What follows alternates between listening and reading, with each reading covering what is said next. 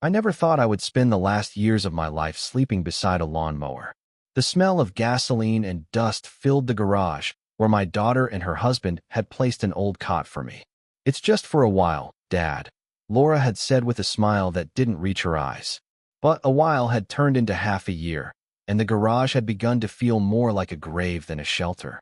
Every morning, I'd wake before dawn, listening to the sound of the coffee maker humming inside the house, the muffled voices of my daughter and her husband arguing about bills, jobs, and their son's school. They always stopped talking when I entered the kitchen. Laura would glance at me with polite guilt, and Mark didn't even try to hide his irritation anymore. He was the kind of man who measured worth in paychecks. To him, I was a burden, a reminder that hard work didn't always lead to success. "You should relax, Dennis," he said one morning, stepping over my toolbox on his way to the car. "You've done enough. Just don't make a mess." He didn't mean relax. He meant stay out of the way. I tried to help, at first. Fixed the leaky sink, repaired a broken drawer, built a small birdhouse for my grandson, Alex, out of leftover wood. He was the only one who seemed to care. "Grandpa, you can build anything," he'd say, eyes wide with pride. But every time I saw that joy, I also saw Laura's uneasy glance, as if my usefulness embarrassed her. Nights were long in the garage. The cold crept through the walls, and the silence felt heavy. Sometimes, I could hear laughter from the living room, television shows, dinner conversations, things I used to be a part of. I'd pull the thin blanket tighter and stare at the ceiling. I wasn't angry, not yet. Mostly, I felt invisible.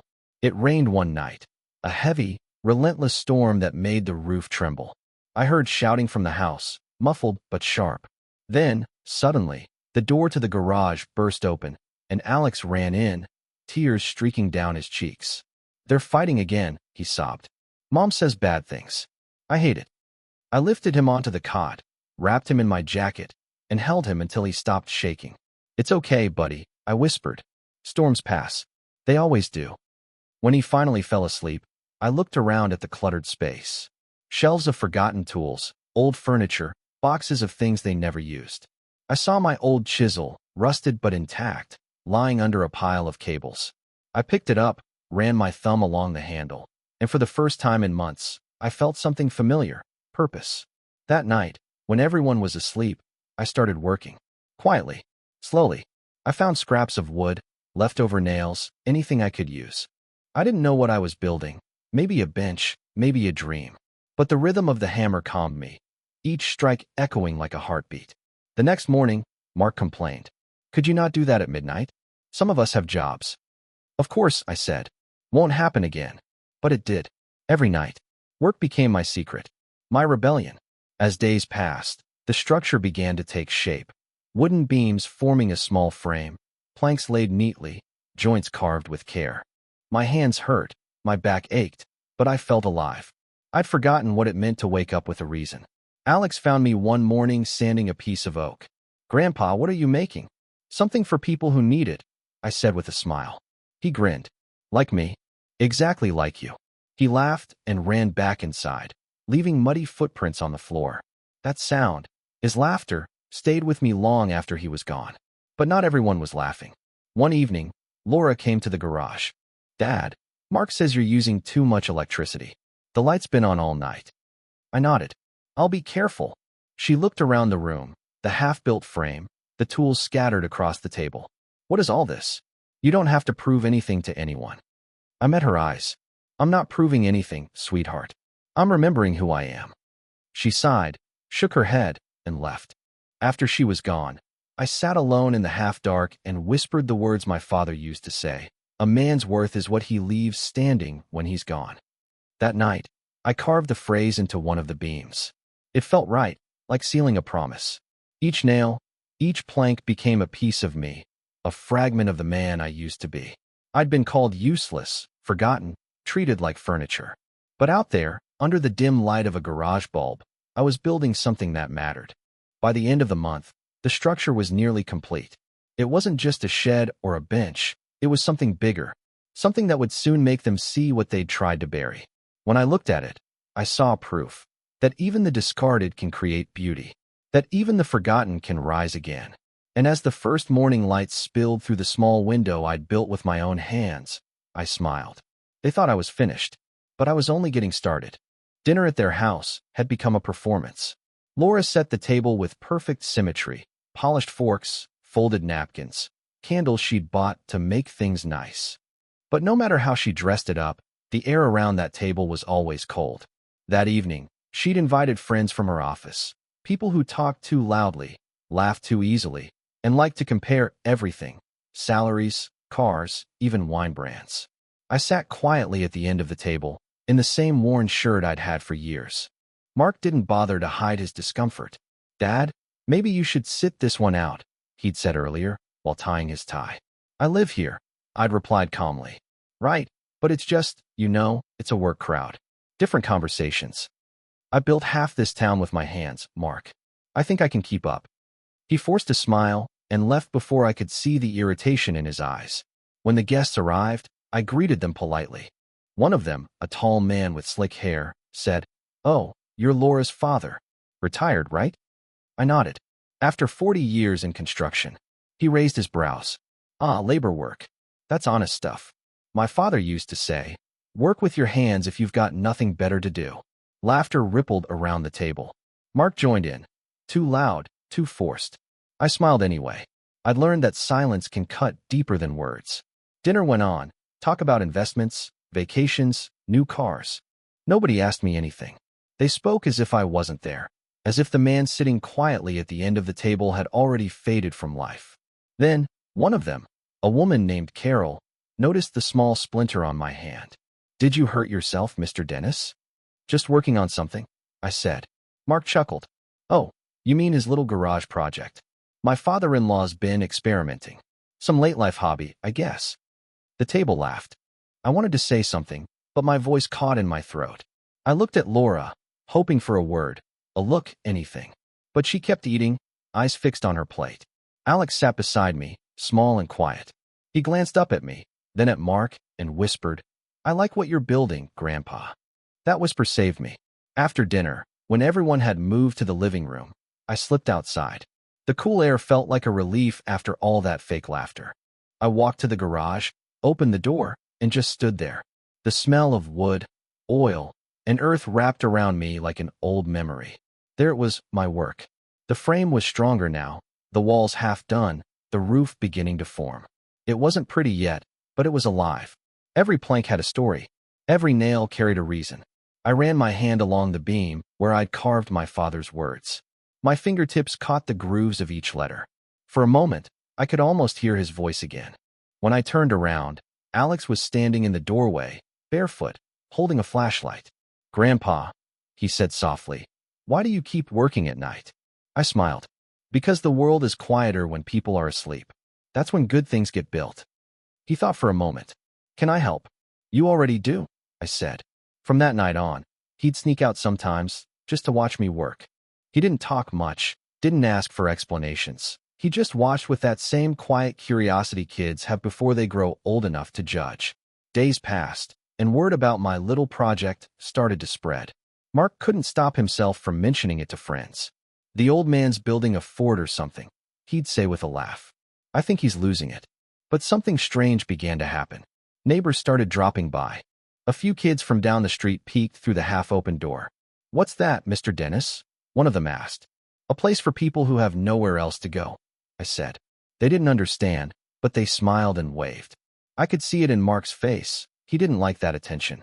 It bothered him that others admired something he couldn't control. One morning, he came out while I was sanding the window frame. "You really think anyone cares about this?" he said, crossing his arms. "I do," I replied. He scoffed. "You're wasting your time. No one's going to thank you for it." "I'm not doing it for thanks." "Then why?" I looked at him, my hands steady. "Because I still can."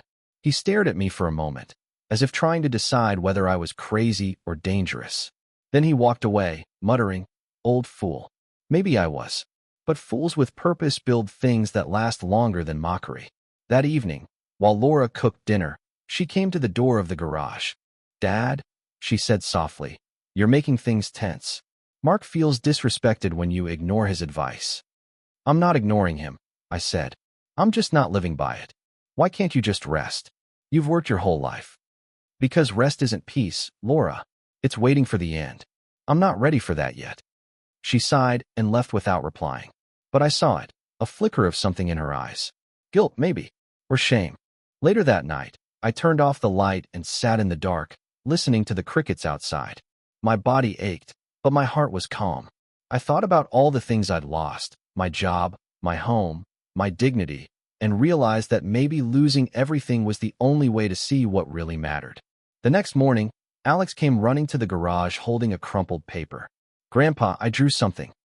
He handed me a picture of a big wooden house, surrounded by trees, with a sign that said home for everyone. I looked at it for a long time. Then I smiled. That's exactly what I'm building, I whispered. He didn't understand what I meant, not yet. But someday he would. Because this wasn't just wood and nails anymore. This was my answer to every insult, every cold shoulder, every time they called me useless. They thought I was building a hobby, but I was building a legacy. And when it was finished, they'd see what real strength looked like, quiet, steady, and unbreakable. The morning started with the sound of laughter.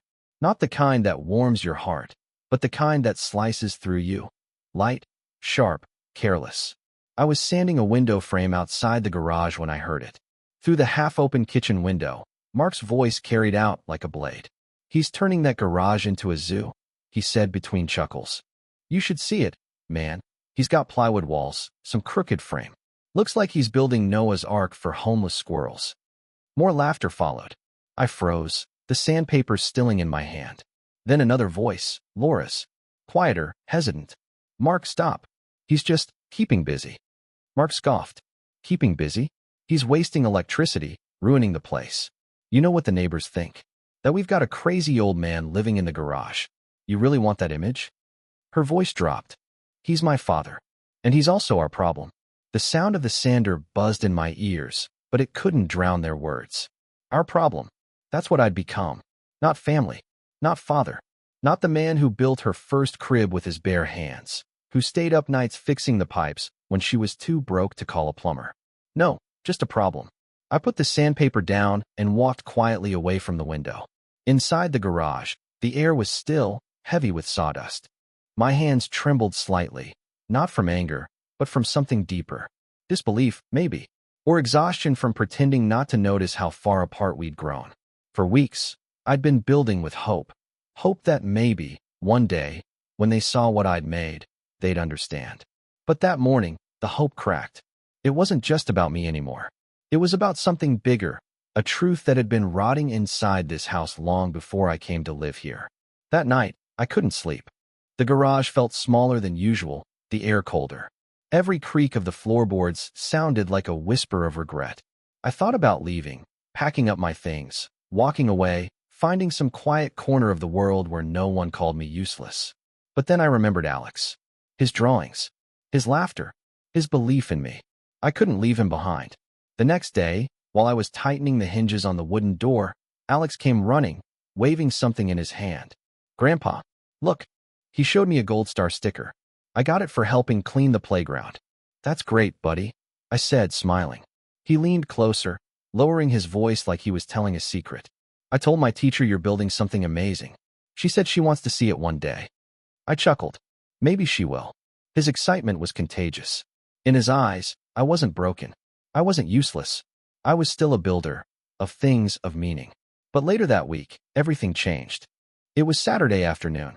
I was in the yard cutting planks when a real estate agent's car pulled up in front of the house. A woman in a blazer stepped out, holding a clipboard. Mark greeted her with that salesman smile he saved for strangers. Curious, I wiped my hands and watched from a distance. They talked for a while, pointing at the house, the yard, even the garage. I caught fragments of words carried by the wind. Listing, appraisal, renovation potential. My stomach tightened. When the woman left, I walked toward the porch. Mark was locking the door, whistling. What's going on? I asked. He turned, startled for a second, then smirked. Just business, old man. Nothing for you to worry about. I heard her mention an appraisal. Yeah, we're thinking of selling. Bigger house, better school district. You'll love it. Maybe we'll finally get you a proper room. Something in his tone told me he wasn't offering anything. He was warning me. And the garage? I asked. He shrugged. It'll probably get torn down. Not exactly a selling point, is it? Besides, it's falling apart. I felt my throat tighten. You mean my work? My project? Mark's eyes hardened. That thing? It's junk, Dennis.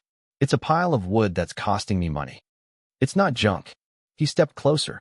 You don't get to decide that anymore. You don't pay for anything here, remember? You're lucky I even let you use the space.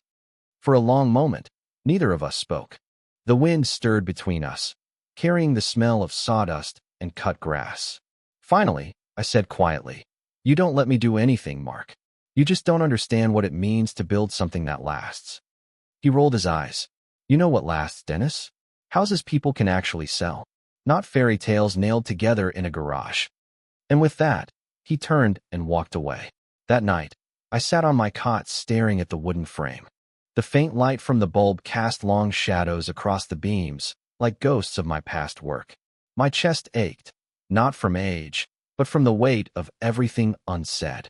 They were going to sell the house, tear down the garage, erase me completely. I closed my eyes and thought about my wife, Mary, how she used to watch me work, sitting on the porch with a cup of tea, saying, "You give with a soul, Dennis."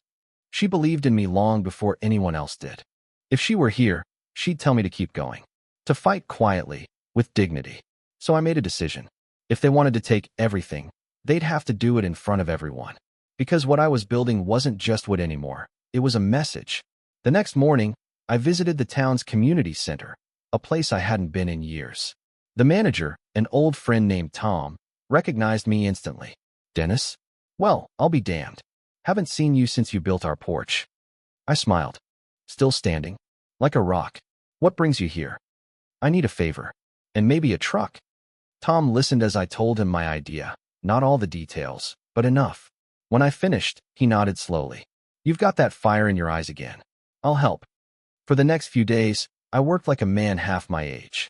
I reinforced the beams, sealed the windows, painted the wood until it gleamed honey gold. Alex helped me carry planks, his little hands steady despite the weight. He didn't ask questions, just smiled every time I said, "Good work, partner." By Friday, it was done. A small, sturdy structure, not just a shed, not quite a house. Something in between. Something human. On the door, I'd carved one word. Hope. When Laura saw it, she froze in the doorway. Dad, what is this? It's a gift, I said simply. For the town. For kids like Alex who need a place to feel safe. Her eyes filled with something I hadn't seen in a long time. Confusion mixed with pride. You built this for them? Yes. And when it's moved tomorrow, I want you and Mark to be there. She nodded slowly. I'll try. But Mark didn't come. The next day, Tom's truck rumbled into the yard. We lifted the small wooden structure carefully, securing it with ropes. Neighbors watched from across the street, whispering. Some even clapped when they saw the word hope shining in the sun. When we reached the edge of the park, Alex ran ahead and placed the first sign beside it. Community Help Shelter, built by Dennis Carter. I stood back, my hands trembling, my heart heavy and light all at once. For the first time in months, I wasn't invisible. I was seen.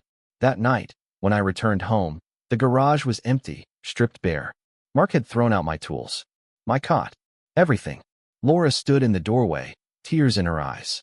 I told him not to, Dad. I'm so sorry. I nodded. It's all right. But she shook her head. No, it's not. He said you embarrassed him. I smiled faintly. Good. Maybe that means he finally noticed me. I walked to the backyard, where the moonlight fell over the patch of dirt where my project once stood. The space was empty, but I didn't feel loss. Only peace. Because they could take my tools, my space, even the roof over my head, but not what I'd built, not what I'd become.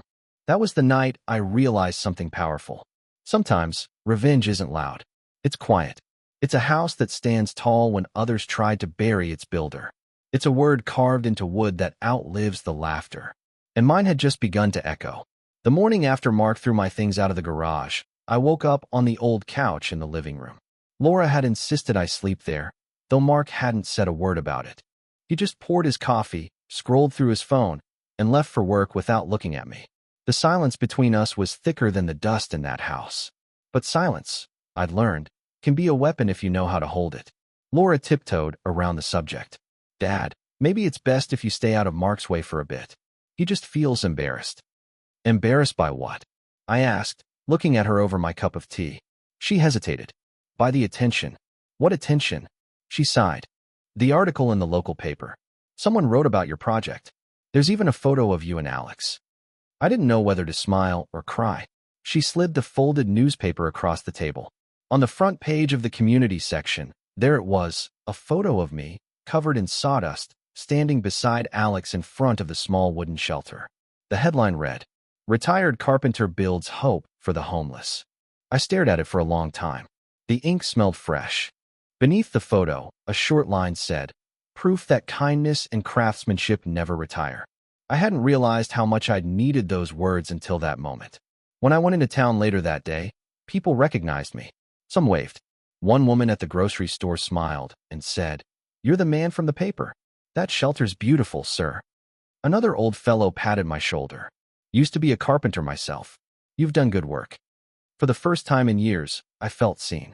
Not pitted, not tolerated, respected. But respect from the outside doesn't always heal what's broken inside a home. When I came back that evening, Mark was waiting. He stood by the door, arms crossed, a bitter smile on his face. "Quite the celebrity now, huh?" "I didn't ask for it," I said quietly. He laughed under his breath. "Yeah, but you sure enjoy it, don't you? Everyone talking about the great Dennis Carter, builder of hope. What a story. Too bad they don't know you've been freeloading in someone else's house." "That house was built with my money," I said, voice steady, "and with hands that still work better than your words." For a moment, the air went still. Then he stepped closer. "You think you're a hero because you built a shack for a couple of bums? You embarrassed us, Dennis. People think I let you live here out of charity." I looked him straight in the eye. "You did, but you mistook charity for burden. There's a difference." He clenched his jaw. "You'd better be careful, old man. I can end this little fame trip of yours anytime I want." I smiled faintly. "You can't end what's already begun." He didn't reply, just slammed the door on his way out. That night, Laura came to me, tears in her eyes. "Dad, please, stop provoking him. He's under a lot of pressure." "Pressure doesn't excuse cruelty," I said softly. "And don't defend him, sweetheart. You're better than that." She didn't answer, but for the first time, I saw guilt in her eyes that she couldn't hide. The next week was strange. People kept coming to see the shelter. Volunteers offered to paint it. The mayor even stopped by for a photo. The small structure I'd built in silence had somehow become the heart of something bigger. One afternoon, Tom called me from the community center. "Dennis, you won't believe this," he said, his voice full of energy. "We've had donations coming in. People want to fund more shelters like yours, small, affordable, warm. The town council's considering naming the program after you." I laughed, an old, tired laugh that came from the gut. "They don't need to name anything after me, Tom. I just wanted to build something that mattered." He paused. "Well, you did. More than you realize." When I hung up, I sat on the porch, staring at the street where kids were playing. The sun dipped low, casting gold across the neighborhood. For once, the world felt kind again. But the peace didn't last long. That evening, Laura and Mark hosted another dinner. This time, it was Mark's colleagues, men in suits, women in silk blouses, laughter dripping with pride and envy. I wasn't invited, but I could hear everything from my spot on the porch. One of the guests said, "So, Mark, we saw your father-in-law in the paper. That's incredible work." There was a pause. Then Mark laughed, the kind of laugh that cuts deep. "Oh, that? Yeah, the old man loves his projects. Keeps him busy, you know. Otherwise, he'd just wander around." More laughter. Someone added, "Hey, at least he's useful for something." My stomach twisted. I stood up, meaning to walk away, but stopped. Something inside me refused to move. The man I used to be, the one who stayed silent to keep the peace, was gone. I walked into the house. The room fell quiet. Forks clinked against plates. Eyes darted my way. Mark forced a grin. "Well, speak of the devil. Everyone, this is Dennis Carter, local hero, right?" The mockery in his tone was sharp enough to taste. I looked at the guests, then at him. My voice was calm. "Hero? No, just a man who still believes in doing something good before he dies." Someone chuckled awkwardly. "That's admirable." Mark leaned back. "Sure, if you call building a glorified doghouse admirable." That did it. I took a step closer, my gaze steady. You know, Mark, there's something funny about houses. You can have walls, floors, lights, but if there's no respect inside, it's just wood and paint. Empty, like a garage full of things nobody values. The room went silent. Laura whispered, "Dad," but I wasn't done. "You called me useless." I continued, my voice firm. And maybe, for a while, I believed it. But the truth is, you can't measure a man by his wallet or where he sleeps. You measure him by what he builds, in wood, in people, in memory. I turned and walked out, leaving behind the stunned silence. Outside, the night air was cool, the stars sharp against the sky. I sat on the porch and let out a long breath. For the first time, I felt something heavy lift off me, the need to prove anything to anyone. Because the town already knew who I was. The next morning, I found an envelope slipped under the door. Inside was a letter from the mayor's office. "Dear Mr. Carter, your project has inspired our community deeply. We would like to formally invite you to lead a town initiative to build 3 more shelters in your honor. Please contact us at your convenience." I stared at the letter for a long time, my hands trembling. For a moment, I felt young again, strong, purposeful, needed. When Alex came home from school, he saw the letter and jumped up. "Grandpa, you're famous now." I laughed. "No, buddy, I'm just useful again." He hugged me tight. "You've always been useful." That night, I went back to the empty garage. The walls were bare, but in my mind, I could still hear the echo of my hammer, smell the sawdust, feel the pulse of every plank I'd touched. I whispered to the darkness, "Mary, I did it. You'd be proud." But even as pride warmed my heart, I knew the storm wasn't over. Mark wasn't the kind of man to let go of a grudge. And sure enough, when I came into the kitchen the next morning, his voice was cold and sharp. "You're not building anything else. Not here, not ever. If you want to play hero, do it somewhere else." I folded the mayor's letter and placed it on the table between us. "That's exactly what I plan to do." He frowned. "What's that supposed to mean?" "It means I'm moving out." He blinked, thrown off for a second. "Where the hell will you go?" I smiled. "Somewhere that still believes in builders." He didn't understand. He didn't need to. Because the next time he'd see me, it wouldn't be as a burden sleeping in his garage, but as a man standing beside something he'd tried to destroy, surrounded by people who finally understood its worth. The man they called useless had just become unstoppable. The morning I left that house, the air was cold and sharp, the kind that bites your lungs and clears your head at the same time. I had 2 duffel bags, one with clothes, the other with my tools. That was all I needed. Everything else I'd already lost long ago. Laura stood on the porch, her eyes red. "Dad, please, you don't have to go." "Yes, sweetheart, I do." "What about Alex?" I smiled softly. "He knows where to find me." She wiped her tears, guilt trembling in her voice. "Mark didn't mean." "Don't," I said gently. "Sometimes, people mean exactly what they say. They just don't understand the weight of it yet." Mark didn't even come out to say goodbye. I didn't expect him to. He'd won, at least in his own mind. No more old man cluttering the garage. No more reminder of what real work looked like. But as I walked away down that quiet suburban street, bags slung over my shoulder, something inside me felt lighter than it had in years. The mayor's invitation had given me purpose. The town had provided land. A small empty lot near the park, close to where the first shelter stood. It wasn't much, but it was enough to start something bigger. When I arrived, Tom was already there, sipping coffee from a thermos. "You sure you're ready for this, old man?" he asked, grinning. I chuckled. "Ready? Tom, I've been ready since they called me useless." He laughed. "Then let's build." And we did. Day after day, brick by brick, plank by plank, we turned that barren lot into something alive. The project wasn't just a shelter anymore. It was a community hub, a place where anyone could come in, get a warm meal, fix something broken, or just talk. I called it the Workshop of Hope. Soon, volunteers joined. Teenagers, retired men, even a few single mothers. They said it felt good to work with their hands, to build something real. The smell of sawdust filled the air again, like perfume from another life. Each day, people brought small donations, old chairs, and used wood, even food. Alex came every weekend. Laura too, at first hesitantly, then with quiet pride. She didn't say much, but her eyes told me everything. "Mom said Mark doesn't like you being in the paper again." Alex said one day while painting a bench bright blue. I smiled. Then he should stop reading the paper. The boy giggled. He said people are laughing at him. Sometimes, people need to be laughed at to start hearing themselves, I said. By the time spring came, the building stood proud, simple, beautiful, open to everyone. The mayor called to schedule an official opening ceremony. The whole town's talking about it, Dennis, he said. We'll have local news there, too. I hesitated for a moment. You think that's a good idea? He laughed. You deserve it, my friend. Let people see what you've done. The day of the ceremony was warm, the kind of morning where sunlight dances through the trees and everything smells like fresh beginnings.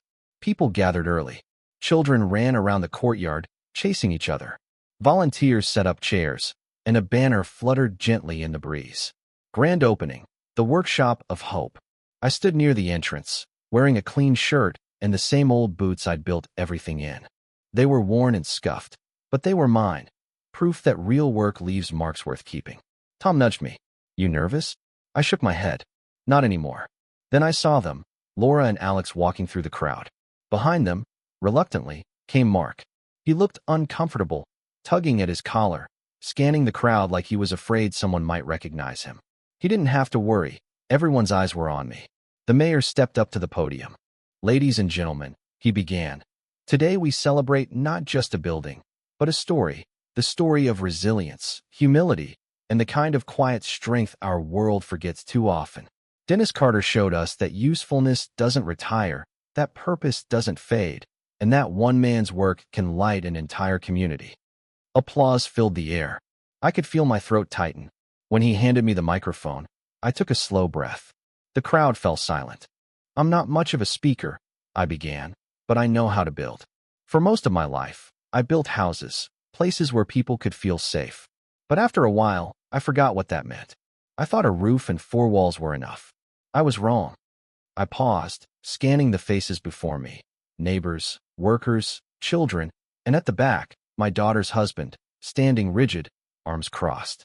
A home isn't built with nails or money, I continued. It's built with respect. And when you take that away, even a mansion feels empty. I learned that the hard way. A hush fell over the crowd. People called me useless, I said, my voice steady now. They thought I was done. But these hands, I lifted them, rough and scarred, still had something left to give. And as long as we can build something good, we're never truly useless. The applause this time was thunderous. Some people stood. Others wiped tears. Alex ran up and hugged me around the waist. Grandpa, you did it. I knelt beside him, smiling through the lump in my throat. No, buddy, we did it. When I looked up, I saw Laura crying silently. She mouthed, I'm sorry. I nodded.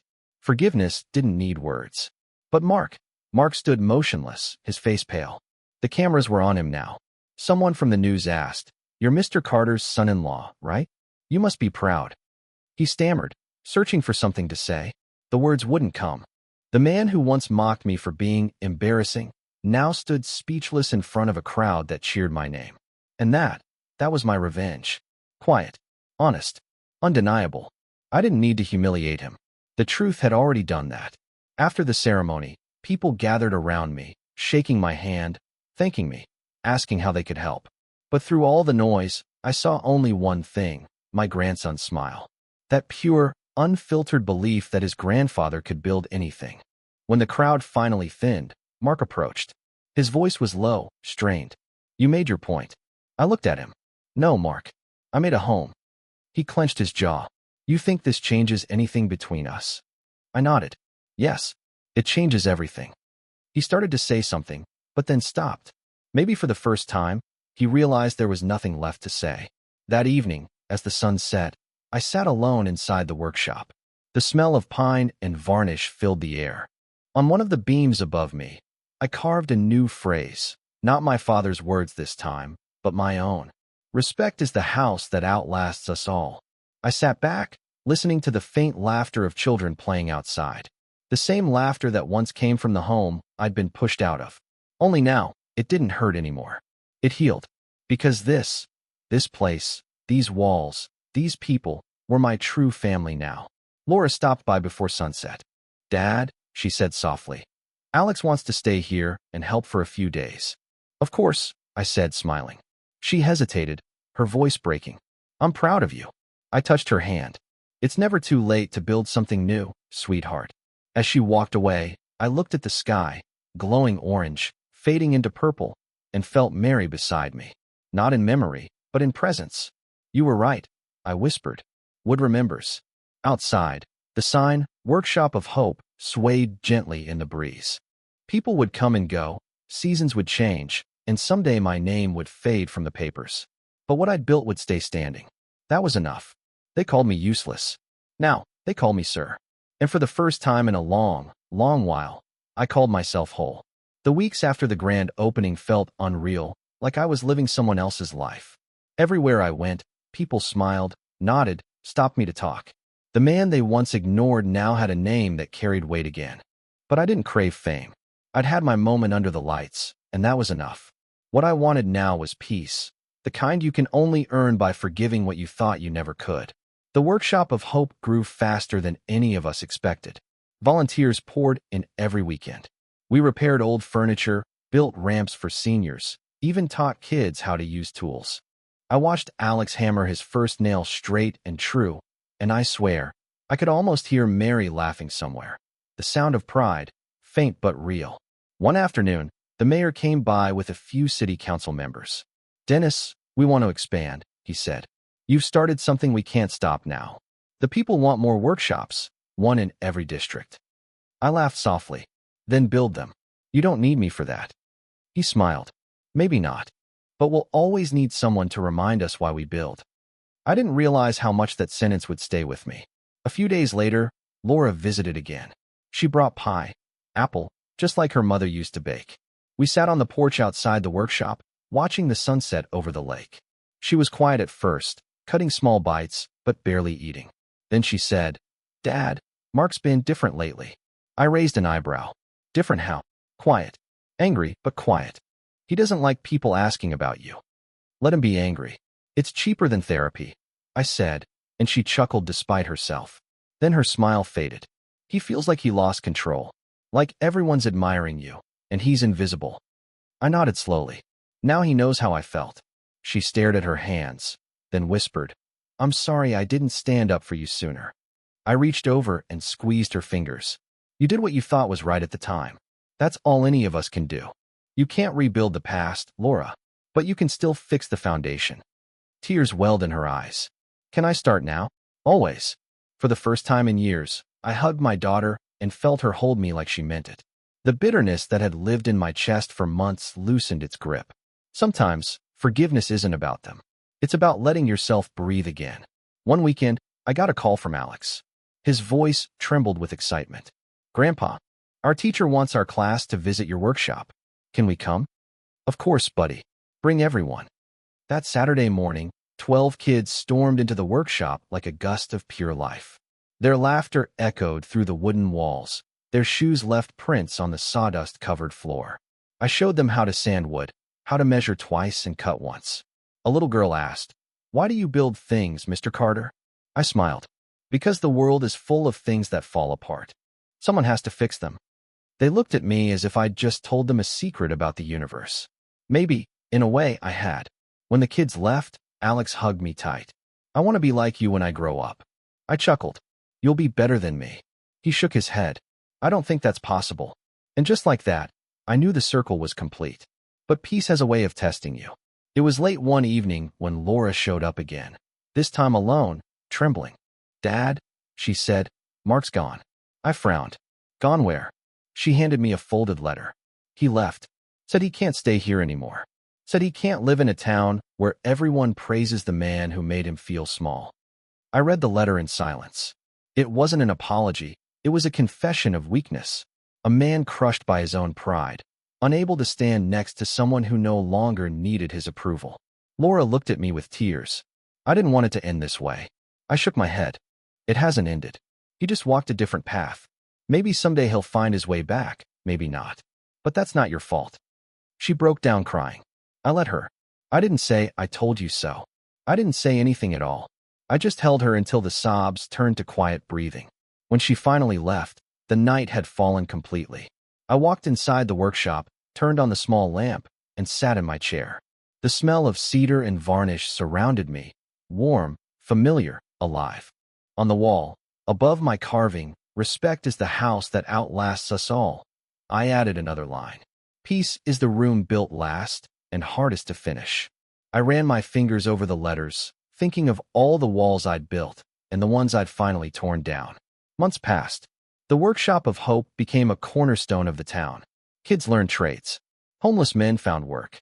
Families came together to volunteer. People said I changed the community, but the truth was simpler. The community changed me. I stopped thinking about revenge long ago. What started as a quiet need to prove my worth had become something far bigger. A living reminder that dignity doesn't die with age, and kindness can be the sharpest form of justice. Mark never returned. He sold his business and moved to another state, from what Laura told me. But every now and then, people mentioned seeing him. Thinner, quieter, humbler. Maybe he was learning what it meant to be useful in a way that didn't involve control. Laura and Alex visited every week. We'd sit outside after work, drinking lemonade, watching the sun dip below the trees. Alex always found something new to fix, a loose nail, a crooked shelf, and each time, he'd grin and say, "Grandpa, I did it." I'd nod. That's how it starts. One summer afternoon, a storm rolled in, the kind that paints the sky dark purple before unleashing rain. The wind howled, thunder rolled, but the workshop stood firm, solid, unshaken. I stayed inside, listening to the rain hammer the roof. For a moment, I thought of that first night years ago, the storm that drove Alex into the garage, crying, scared. How much had changed since then? Back then, I was a man with nothing but broken pride. Now, I had everything that mattered. The door creaked open, and Alex ran in, soaked to the bone. "Grandpa, Mom said I could help you close up before the storm." I laughed. "You're late, partner, but I'll forgive you." He grinned, shaking water from his hair. "Grandpa, yes, buddy. Do you ever miss the old house?" I paused, looking around at the wooden walls, the soft light, the shelves lined with tools and memories. "No," I said finally, "because I built a better one." He nodded thoughtfully, as if he understood more than his years allowed. When the rain softened, I walked outside with him. The ground was muddy, the sky clearing. The smell of wet earth filled the air, that smell every builder knows, the scent of renewal. "Look," Alex said, pointing to a rainbow stretching above the town. I smiled. "You see that? Proof that storms end. Always." We stood there for a while, hand in hand, watching the colors fade into the fading light. That night, I sat alone by the window, the lamp casting a warm glow across the workshop.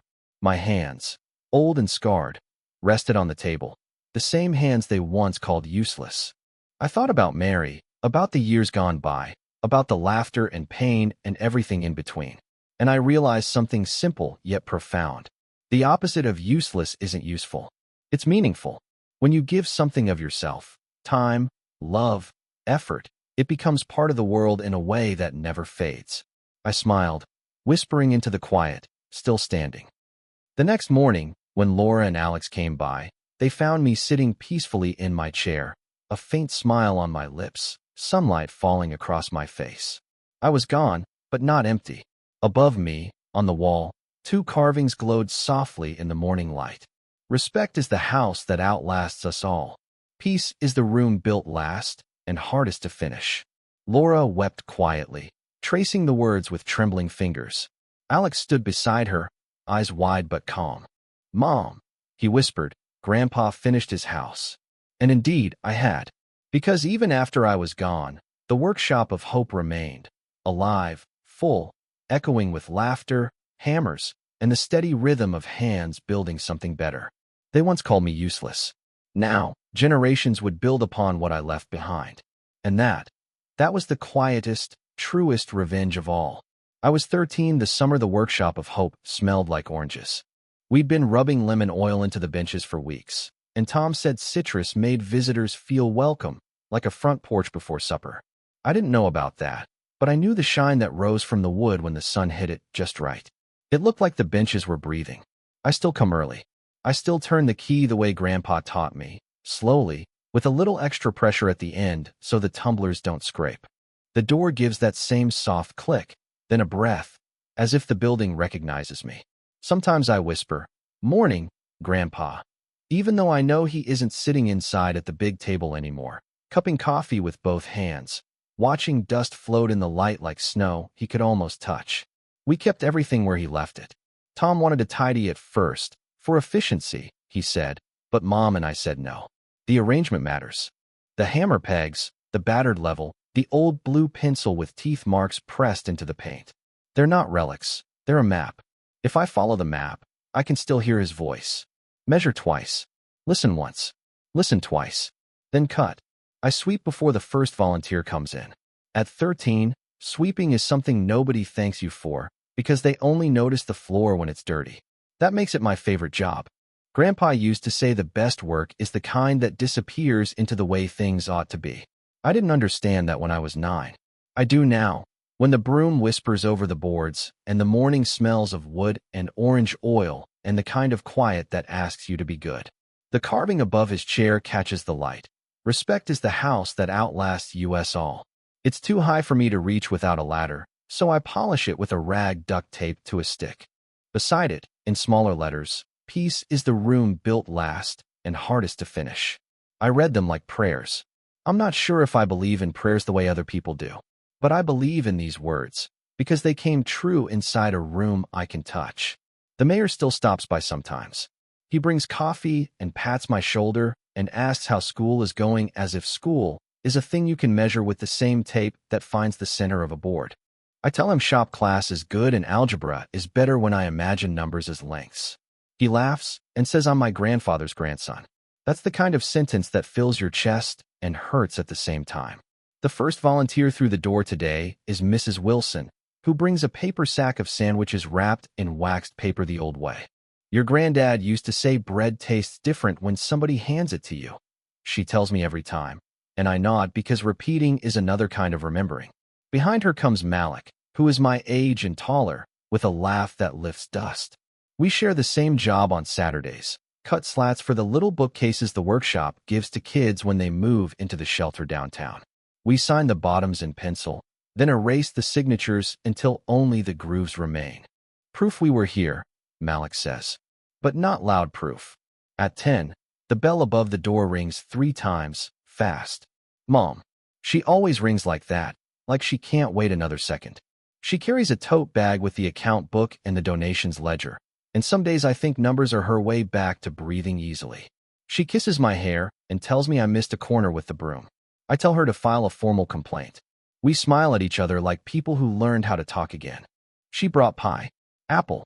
She always brings pie when she has news she isn't sure how to say. We unwrap it and leave it on the long table to cool, and the whole workshop smells like cinnamon. She taps the ledger, then touches the edge of Grandpa's chair with her fingers. Mark called, she says. The air changes when she says his name. Not colder exactly. Not warmer. Just different, like a knot under the paint you didn't notice until your hand slid over it. I put the broom away and wait. I've learned I don't have to fill the quiet. Grandpa taught me that too. The right words will come if you give them room.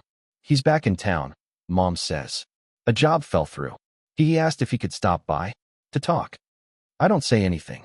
I think about the last time Mark stood in this room, on opening day, jaw tight, eyes skittering like nails dumped from a coffee can. I think about the way he never looked up at the carvings on the beam. I think about the letter he left when he walked out on us with a sentence that sounded like a bruise. I can't live in a town that loves your father more than it respects me. I think about Grandpa's hands, how they were never fists. When I ask, Mom exhales. Today, I nod.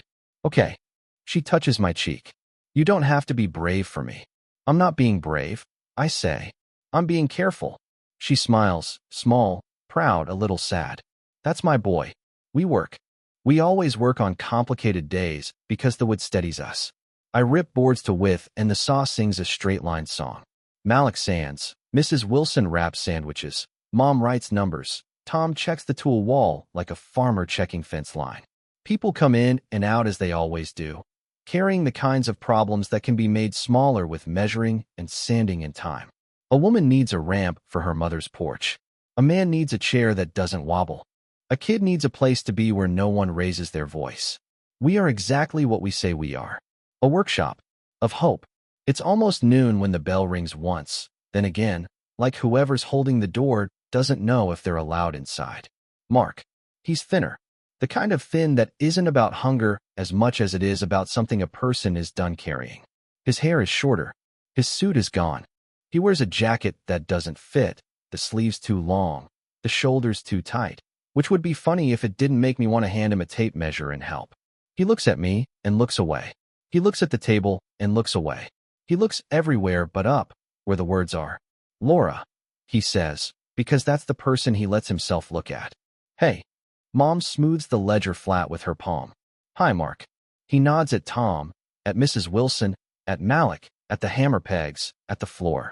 He clears his throat the way people do when the words inside them have been held too long and rusted in the holding.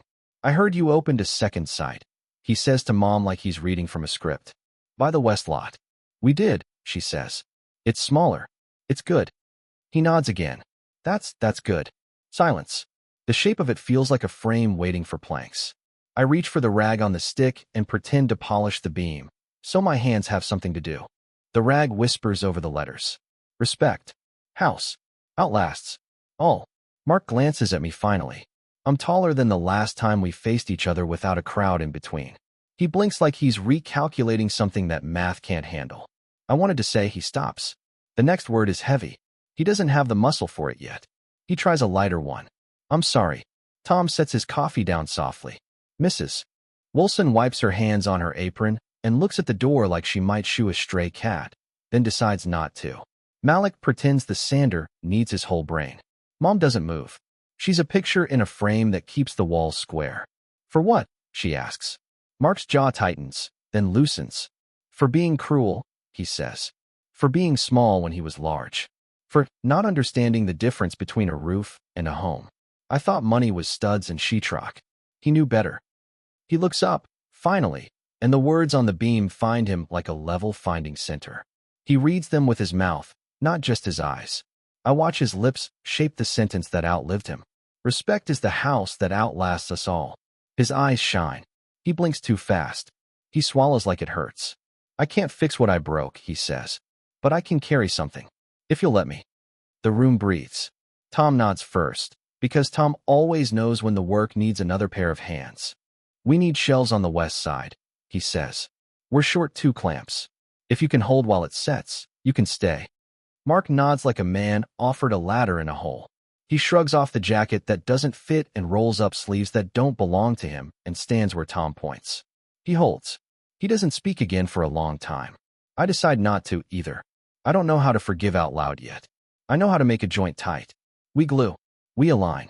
We check for square. We wait. Waiting is work too. At lunch, Mrs. Wilson lays out the sandwiches and the pie. We eat around the long table. People talk about porch railings and the county fair and how the new teacher at the middle school wears ties with tiny bicycles on them. Normal is the kind of miracle that never looks like one in the moment. Mark eats slowly, like he's afraid someone will take the plate away. No one does. After we clean up, Mom takes him outside. They walk the perimeter in slow steps, her head tilted, his hands in his pockets. She points out the beds where we planted marigolds because Grandpa said the color cheered up tired eyes. She shows him the rain barrel and the sign we made with kids' handprints in paint that never quite comes off no matter how long you scrub. He listens the way Wood listens through sandpaper. Quiet, changing a little with each pass. I sand slats with Malik and try not to watch. Watching is a way to steal privacy, and I don't want to steal anything today. I just want the slats to be smooth enough that a kid loves the feeling of pulling out a book. Mark comes back in with Mom and asks if we have a list of needs. Mom glances at me. I nod at the corkboard. He reads the index cards. Extension cords. 2 sawhorses. A gallon of exterior white. He takes a card and sticks it in his pocket like a pledge. I'll bring them tomorrow, he says. You can bring yourself, Mom says. The list will move without you. I'd rather the other thing didn't. His mouth folds into a shape I've never seen on his face. Not a smile. Not quite. Something like relief before it knows what to do with itself. He puts the card back. Okay, he says. We stand in the quiet until the quiet isn't heavy anymore. Thank you, Mark says, for not making me say all the words at once. You don't have to, I say. Some of them get built instead. He nods. I can do that kind. We lock up. He turns the key slow, with a little pressure at the end. The tumblers don't scrape. What does it make you feel now? I ask, like a man who needed a building to teach him how to be a room. He says, almost laughing at himself. That doesn't make any sense, does it? It makes enough, I say. He nods. I still don't know how to say it right. You're holding it right, I answer, and tip my cup toward the doorway we trimmed. He breathes out. His shoulders drop. Beams relax at that point, Grandpa would say. When the load is spread correctly, you can hear it. Night settles. We sweep. We stack. We lock.